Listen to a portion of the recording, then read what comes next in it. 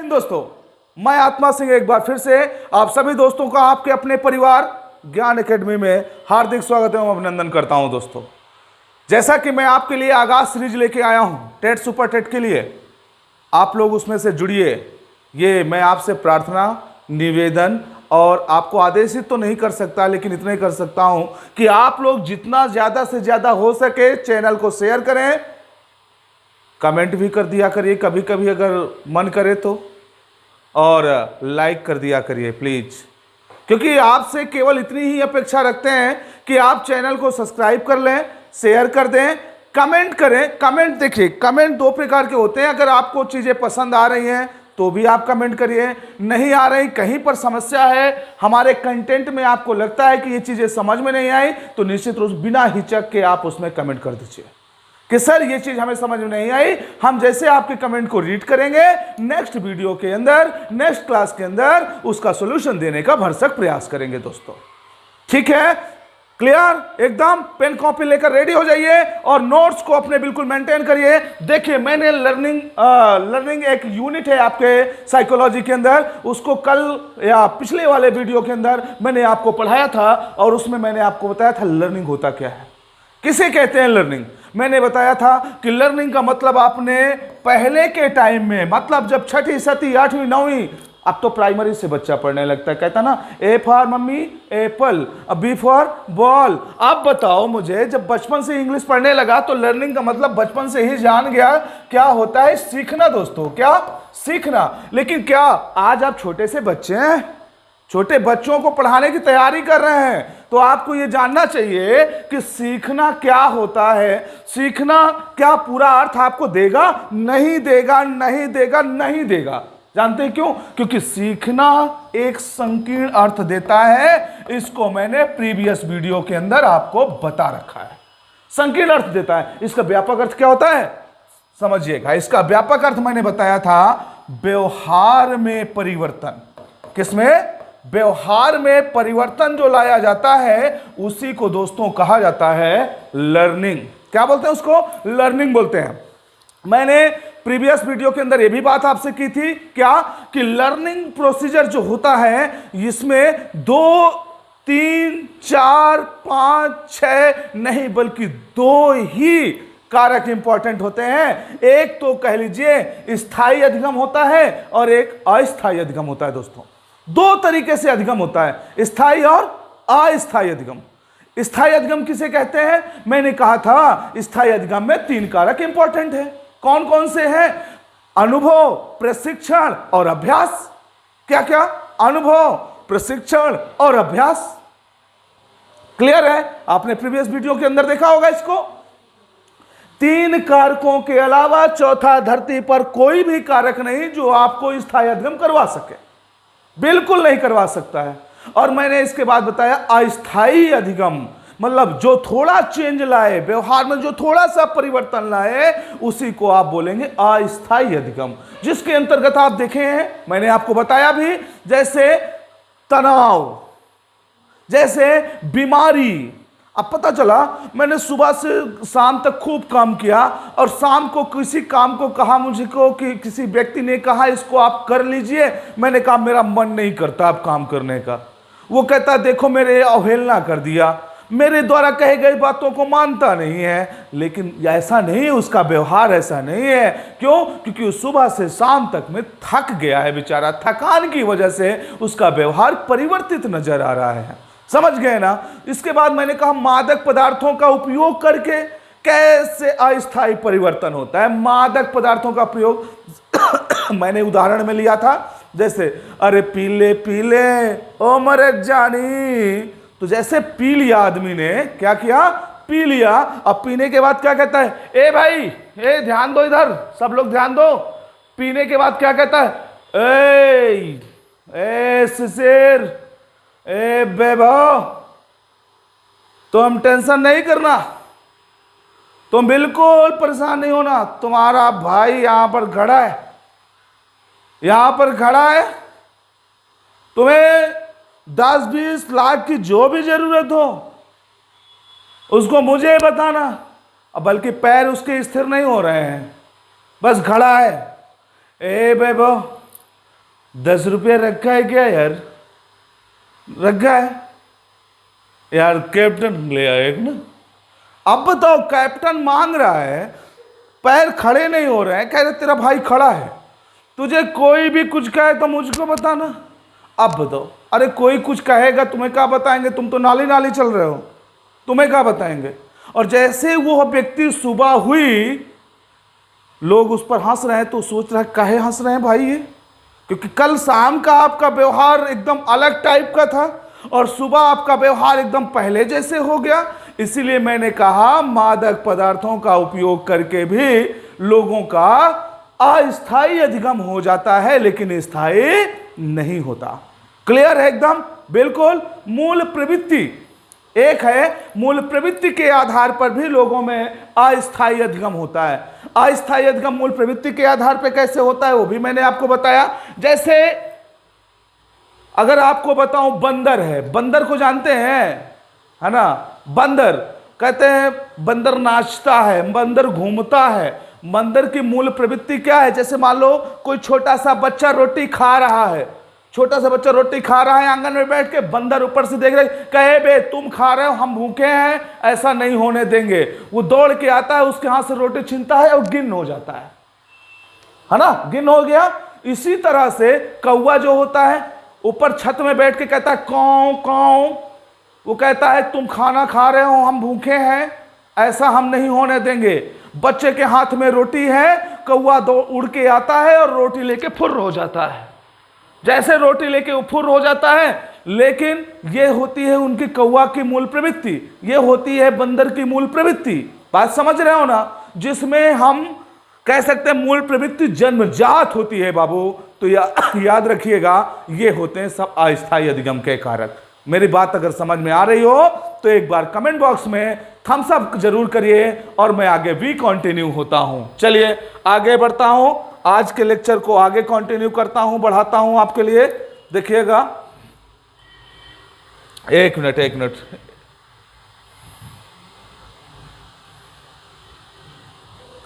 रुक जाइएगा।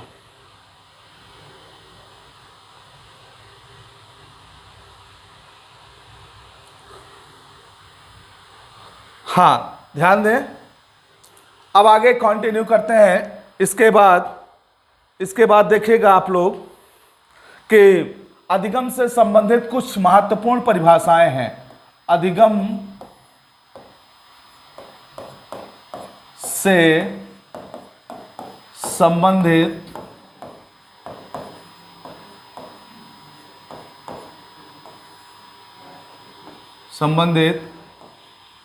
कुछ महत्वपूर्ण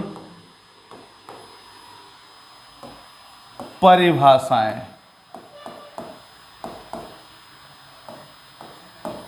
अब देखिएगा, कुछ इंपॉर्टेंट परिभाषाओं के विषय में आपसे चर्चा करूंगा दोस्तों। अब जैसे पहली परिभाषा है क्रो एंड क्रो की। किसकी? Crow and crow. कितने कौवा हैं इसके अंदर? 2 कौवा, 2 क्रो। कितने क्रो? 2 क्रो। और आगे इन्होंने परिभाषा क्या अधिगम के दिया? देखिएगा, आदत, क्या दिया परिभाषा? आदत, अभिवृत्ति, आदत, अभिवृत्ति और आदत, अभिवृत्ति और ज्ञान का अर्जन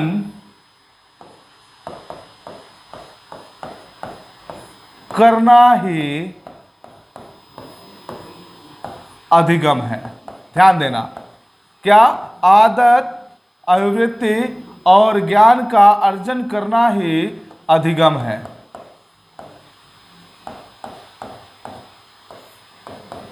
आप देखो, इसमें परिभाषा बहुत इंपॉर्टेंट है, बहुत बार पूछी गई परिभाषा है, विभिन्न एग्जामों में पूछा जाता है बाबू, चाहे वो रीट हो, चाहे टेट हो, चाहे सीटेट हो, अदरवाइज कोई भी स्टेट अगर टीचर से संबंधित एग्जाम है और उसके अंदर साइकोलॉजी पूछी जाती है तो ये अधिगम यूनिट बहुत इंपॉर्टेंट हो जाती है, समझ लीजिएगा। देखिए इसमें दो शब्द तीन शब्द इंपॉर्टेंट है। एक तो है आपका आदत, दूसरा है अभिवृत्ति और तीसरा है बाबू ज्ञान। आदत, अभिवृत्ति और ज्ञान का अर्जन करना ही क्या है? अधिगम है। मैंने अभी आदत या मूल प्रवृत्ति के विषय में, कौवा के विषय में बोला था। कौवा का क्या आदत होता है? कौवा का आदत होता है मूल प्रवृत्ति जो होती है। आदत और मूल प्रवृत्ति में अंतर है दोस्तों, ये बात समझिएगा आप। तो जो उसकी यहाँ पर एक आदत मान लेते हैं मूल प्रवृत्ति को ही, तो वो जो होती है वो क्या होती है? रोटी छीनना। तो क्रो एंड क्रो ने इसी तरह से बोला परिभाषा के अंदर, क्या बोला कि आदत, अभिवृत्ति और ज्ञान का अर्जन करना ही अधिगम कहलाता है। आदत, अभिवृत्ति और ज्ञान का अर्जन करना ही क्या कहलाता है दोस्तों? अधिगम कहलाता है। याद हो जाएगा इजीबे में? याद हो जाए तो थम्स अप करिएगा जरूर। चलिए नेक्स्ट आ जाते हैं गिलफोर्ड साहब। कौन आ जाते हैं? गिलफोर्ड साहब। इनकी परिभाषा को ध्यान से देखिएगा, बहुत इंपॉर्टेंट परिभाषा है। गिलफोर्ड साहब आ गए। इनका मानना है कि व्यवहार के कारण, ध्यान दीजिएगा, व्यवहार के कारण व्यवहार में आने वाला परिवर्तन ही अधिगम कहलाता है। ही अधिगम कहलाता है दोस्तों, ध्यान दीजिएगा, अधिगम कहलाता है। अब बताओ आप लोग मुझे कि इसमें क्या परिभाषा में निकल के आया? बोला गया, गिलफोर्ड साहब ने बोला, व्यवहार के कारण, ध्यान दीजिएगा यहां पर क्या लिखा है? व्यवहार के कारण व्यवहार में आने वाला परिवर्तन, व्यवहार में आने वाला परिवर्तन, व्यवहार के कारण व्यवहार में आने वाला परिवर्तन ही अधिगम कहलाता है दोस्तों। अब देखो यहां पर इसको मजेदार ट्रिक के साथ मैं आपको बताता हूं, ध्यान से देखिएगा। मजेदार ट्रिक यूं याद हो जाएगा आपको, देखिएगा तो सही। देखिए गिलफोर्ड महोदय ने क्या कहा? गाल में फोड़। आपने किसी के गाल में फोड़ा तो वो क्या करेगा? आपका पूजा पाठ करेगा? अरे ना बाबू ना, पूजा नहीं करेगा वो भी आपके गाल में फोड़ेगा। ले तेरी की, आप एक फोड़ेंगे तो 4-6 फोड़ेगा, और जितना आप बढ़ते जाएंगे उतना वो भी बढ़ता जाएगा। तो समझ लीजिए, व्यवहार के कारण व्यवहार में आने वाला परिवर्तन ही क्या है? अधिगम है। कौन कहा? गाल में फोड़ने वाला गिलफोर्ड बोल रहा है। याद हो जाएगा, गाल में फोड़, गिलफोर्ड। गांधी जी कोई नहीं है आज के टाइम में, सब गांधी जी कोई नहीं है बाबू, कोई भी गांधी जी नहीं है। आपको अगर कोई कहता है थोड़ा सा, तो आप थोड़ा और चढ़ के बोलते हैं हाँ बता फिर क्या बात है। तो आप क्या है, उसका व्यवहार उस तरह का है, आप और आगे जाके व्यवहार कर रहे हैं। किसी ने आपको बोला बाबू नमस्ते, तो आप भी कहते हैं नमस्ते भैया नमस्ते।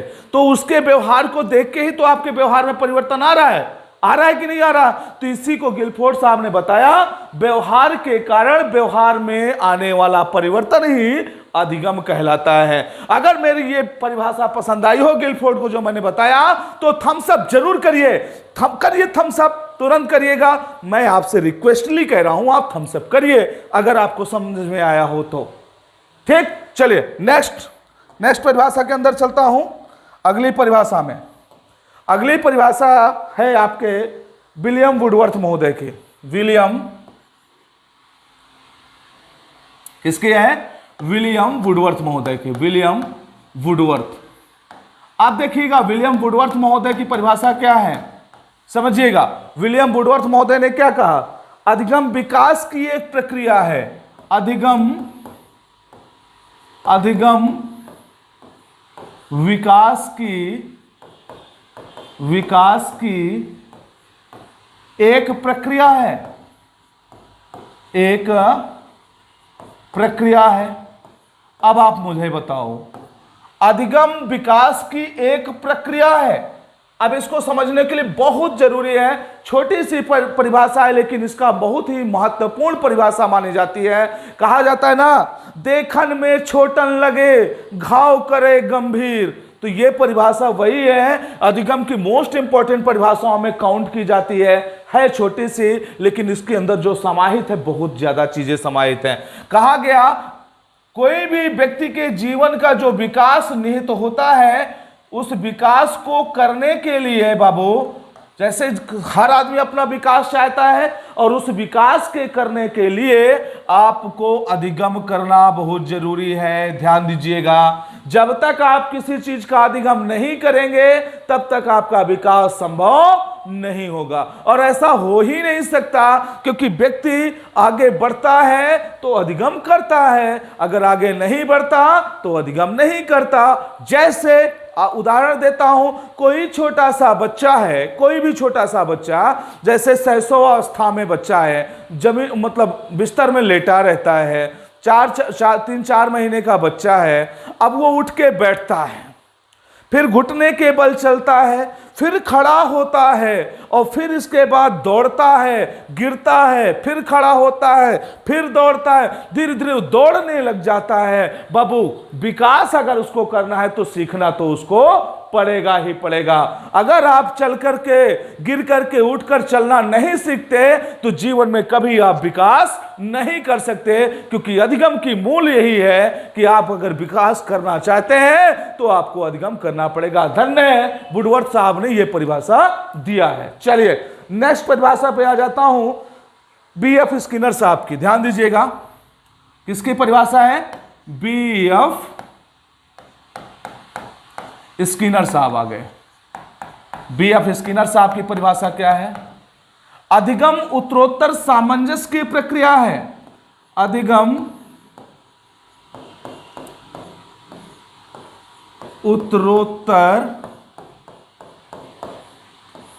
सामंजस्य की प्रक्रिया है। सामंजस्य की प्रक्रिया है। आप देखिए, सामंजस्य कहिए चाहे अधिगम उत्तरोत्तर अनुकूलन की प्रक्रिया है। अनुकूलन भी कई जगह लिख के आता है, बोला, परेशान नहीं होना आप लोग। अनुकूलन की प्रक्रिया है। अब देखो मैं आपको बाबू बताता हूं, अधिगम उत्तरोत्तर सामंजस्य की प्रक्रिया है। जैसे जैसे आपका अधिगम होता जाएगा वैसे वैसे चीजों को आप अपने अनुकूल या उसके अनुकूल ढलते जाएंगे। इसका अगर एक मैं बेहतरीन अप्लाइड व्यवहारिक अगर उदाहरण दूं एकदम, क्योंकि मैं व्यवहारिकता पर ज्यादा विश्वास रखता हूं, इंप्लीमेंट करके व्यवहारिकता पर ज्यादा बिलीव करता हूं, तो मैं एक व्यवहारिकता का आपको उदाहरण देता हूं। जैसे सपोज करिए कोई लड़की है, अपने माता पिता का घर छोड़ करके अपने ससुराल जाती है पति के यहां, तो उसके व्यवहार में परिवर्तन देखने को मिलता है। जो उसके व्यवहार में ये चेंज आता है, ये उत्तरोत्तर सामंजस्य की प्रक्रिया ही है बाबू। क्योंकि नए परिवार में वो प्रवेश करती है लड़की, उस परिवार का क्या माहौल है, क्या वहां की परिस्थितियां हैं, अभी उस नई लड़की को पता नहीं, लेकिन फिर भी वह नई जगह से आई हुई लड़की किसी ना किसी तरह एडजस्टमेंट करती है, अपने आप को अनुकूलित करती है, और उस घर परिवार जहां गई है उसके अकॉर्डिंग चलना सीख जाती है। मतलब यही उत्तरोत्तर सामंजस्य की प्रक्रिया है। अगर मेरे द्वारा दिया गया यह उदाहरण पसंद आया हो तो लाइक ठोक दीजिए, एक बार ठोक दीजिए सभी लोग लाइक, और कमेंट में भी थम्स अप करिए दोस्तों, जरूर करिए। चलिए, ये हो गया आपका कुछ इंपॉर्टेंट परिभाषाएं। एक दो परिभाषाएं और है, जैसे गेट्स साहब की परिभाषा। किसकी? गेट्स की परिभाषा है। देखिएगा, ये भी इंपॉर्टेंट परिभाषा है गेट्स की, इसको भी आप लोग देखेंगे। गेट्स साहब क्या कहते हैं? गेट्स साहब की परिभाषा क्या कहती है कि प्रशिक्षण और अनुभव, ध्यान दीजिएगा, प्रशिक्षण और अनुभव के कारण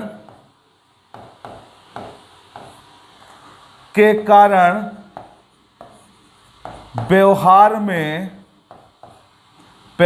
में होने वाला परिवर्तन, व्यवहार में होने वाला परिवर्तन